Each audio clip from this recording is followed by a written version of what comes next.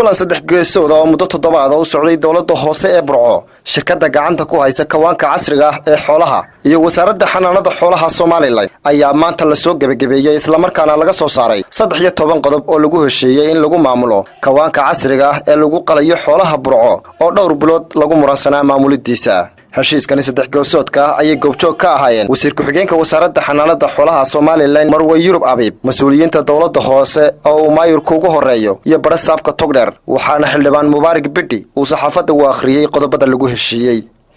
qodobka ay meeshu ay tahay hanti dawladeed waxaana mas'uul ka ah dawladda hoose Burco oo qodobka labaad maamulka kawaanka waxa iska leh وما عند ماموليس وحمامولة كوانك ومامولك هذا شركة طيب وح دولة هوسية برعاية كذاك رئيس كل سنة $100 بالويبة شان دولة هوسية صح رئيس حوالها على جوق رايو دمانك ليه إن دولة هوسية قادو حشيش عند راهين وكغلان تدرى يوحد يعترى جلية شركة ده ليسنا وجاده وحاي هدي أي شركة كسر بحوله شيء كاركو حسن وحي نقولنا سائل شيء كذي أبري هدي دولة سوات كي نقول هذا كسر بحوله حلا نقولنا قدوميها قرر كتير مايركا برعو محمد مراد وكهلي أفكا قلها ديجانكا يشعب كهيل بلياشة برعو يسولدان سعيد وكهلي أفكا ساملي ذا الشركة الضيب معمول دون تكوانك حولها برعو أي ينكدرن عليي قد بدأ يكون شيئين زيرو حولنا إله سبحانه وتعالى أبا الكيد يأتي كذا بها كسيو dad madaxa iskula jiro madaxa la isu geliyo isku qoosmay waxay kaliyiin la garan waayay baan ahay oo anaga xaqlayaal ahayn rakabo xaqlayaal marka lagu soo sheegay madaxa la isku geliyo maanta hadii anagu aanu xaqla noqonay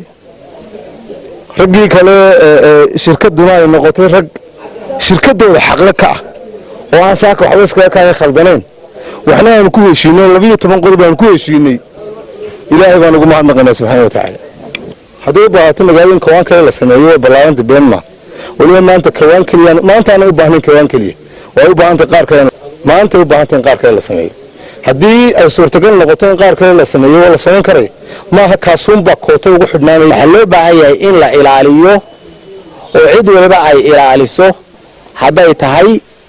shirkadda dayib haday tahay golaha deegaanka haday tahay xanaanada xoolaha cid waliba inay ilaaliso qodobadaas oo qodobada la ilaaliyo maanta waa go'aan farxad leh oo u soo hoyday magaalada Burco wasiir ku-xigeenka wasaaradda xoolaha Marwe Yurub Abiib ayaa iyadu ku guuleysatay inay soo afjarto khilaafkii muddada dheer soo jiitamayay ee u dhaxeeyay shacabka hilbilayaasha shirkadda Dayib iyo dawladda hoose ee Burco